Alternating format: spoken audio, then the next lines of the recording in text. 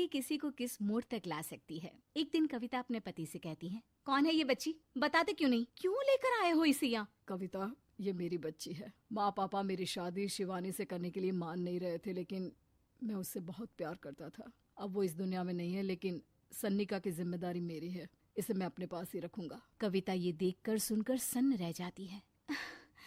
कैसी बात कर रहे हैं आप, लोग क्या कहेंगे, मैं कैसे इस बच्चे के साथ जीवन चलाऊंगी? देखिए, इसे देखकर मुझे टेंशन हो रही है।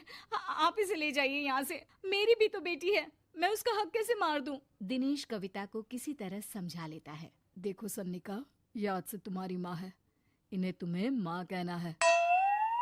कविता को तो सन्निका को देखना भी गवारा नहीं है, फिर वो उसकी माँ कैसे बन पाती? और शायद दिनेश भी ये हकीकत जानता था। कुछ साल बाद देखिए, अब राधिका बड़ी हो गई है, उसके लिए किसी अच्छे घर का रिश्ता देखिए ना, शादी तो करवानी है ना। हाँ, लेकिन सन्निका उससे बड़ी है, पहले तो उसकी शादी तय करेंगे ना।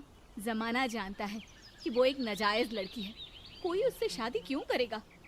वैसे भी आता है क्या उसे, जो कोई उसे अपने घर की बहू बनाएगा? तभी वहाँ सन्निका आ जाती है। पापा, मुझे स्कॉलरशिप मिल गई है, आगे का सारा खर्चा यूनिवर्सिटी वाले उठाएंगे, मैं कल ही वहाँ हॉस्टल में शिफ्ट हो रही हूँ। लो, सुना दिया ना फैसला। अरे अब क्यों शिफ्ट हो रही हो, पहले ही हो जाती शिफ्ट, दुनिया में यूं कालिक तो ना होती हमारी। क्या यार कविता, एक तो खुशी की बात है कि लड़की को कुछ आगे बढ़ने पढ़ने का मौका मिल रहा है, लेकिन नहीं, तुमको तो केवल ताना मारना ही आता है। जाकर देखो शिवानी क्या कर रही है। अरे हाँ, मैं शिवानी को दूध देना भूल गई, वो कैसे उठेगी? कविता को ये सुनकर गुस्सा आ जाता है। हाँ हाँ, अपनी किताबों से फुर्सत मिले तब ना, मेरी बेटी ना कुछ खाए ना कुछ पिए, यही तो चाहती हो तुम। सन्निका, जिसने कभी कविता से बात ही नहीं की थी, क्योंकि वो उसे हमेशा कोसती, वो वहाँ से बिना कुछ कहे निकल जाती है। खाना तो पूरा बन गया, अब जाकर आराम से पैकिंग करती हूँ, कल वक्त से निकल जाऊंगी। देखिए जी, वैसे तो ये लड़की मुझे एक आंख पसंद नहीं, अपने कमरे में पैकिंग कर रही है, अरे मुझसे तो कभी बात भी नहीं करती। आप साफ साफ बोल दीजिए उसे कि घर से जाएगी तो सारा काम कौन करेगा, उसकी माँ। माँ का नाम सुनकर सन्निका भी वहाँ आ जाती है। नहीं, वो कैसे करेंगी, वो तो मर गई है ना। उस मनहूस औरत को मेरे घर में याद करने की कोई जरूरत नहीं है, समझी? वैसे भी ना होते हुए भी तेरी शक्ल में लगता है कि वो हमारे बीच में ही है हमेशा से। तो ठीक है ना, जब जा रही हूँ तो क्यों प्रॉब्लम हो रही है आपको? सन्निका घर से निकल रही थी, कविता ना चाहते हुए भी सन्निका को रोक लेना चाहती थी, और वजह थी सिर्फ उसकी सोशल लाइफ का डिस्टर्ब हो जाना।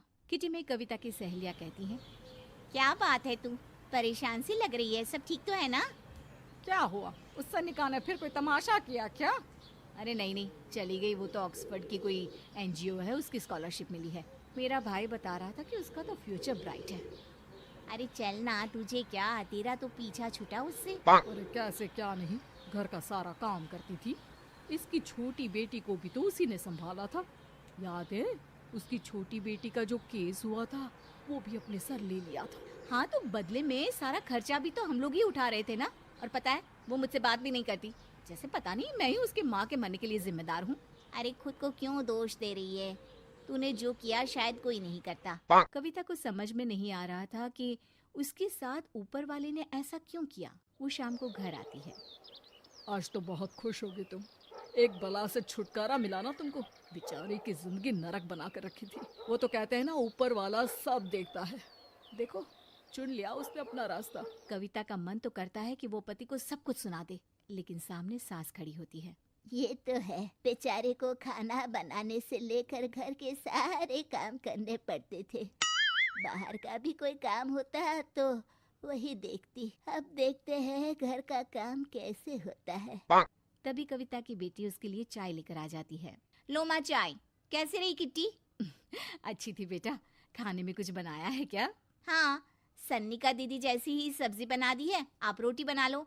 और हाँ, कल मैं चली जाऊंगी इलेक्ट्रिक बिल और राशन लाने के लिए। अच्छा अच्छा, पैसे मैं दे दूंगी। सन्नी का कार्ड दे गई है ना? हाँ माँ, एक कार्ड तो देकर गई है। अरे चोर नहीं थी वो, मेरे बेटे का ही खून है। पता नहीं कितना घमंड भरा है इसमें। अरे छोड़ो ना माँ, जिसको जो बनना था वो बन ही जाएगा। अच्छा माँ, कल चलना है उसके कॉलेज में, सभी पेरेंट्स को बुलाया गया है। अब कविता तो जाने से रही, तो हम ही साथ चलते हैं। हाँ बेटा, उस बिन माँ की बेटी का है ही कौन। अब क्या था, कविता का गुस्सा फूट पड़ता है। आप लोगों के जैसे तो इंसान नहीं देखे मैंने।